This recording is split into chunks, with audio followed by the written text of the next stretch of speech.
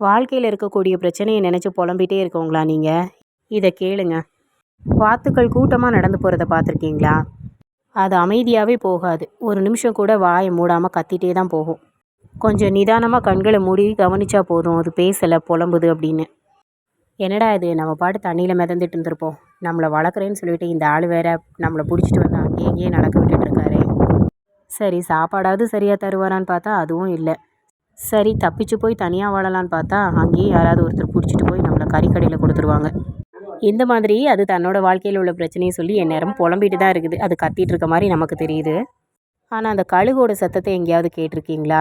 வாய்ப்பே இல்லை. மழை பெய்யும் போது கூட மற்ற பறவைகள்லாம் நனையாமல் இருக்கிறதுக்கு எந்த இடத்துல போய் ஒதுங்கலாம் அப்படின்னு சொல்லி யோசிப்பாங்க.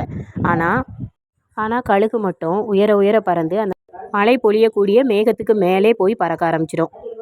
அது மழையை ஒரு தடையாக நினைக்காம தன்னோட லட்சியத்தை நோக்கி பறக்க ஆரம்பிச்சிடும். நீங்களும் வாத்து மாதிரி பிரச்சனைகளை சொல்லி சொல்லி புலம்பிகிட்டே இருக்க போகிறீங்களா? இல்லை இந்த கழுகு மாதிரி மழையை ஒரு தடையாக நினைக்காம, தன்னோட பிரச்சனையை ஒரு தடையாக நினைக்காம உயர உயர பறந்து லட்சியங்களை அடைய போகிற ஒருத்தராக இருக்க போகிறீங்களா? அந்த முடிவை நாம் தான் எடுக்கணும்.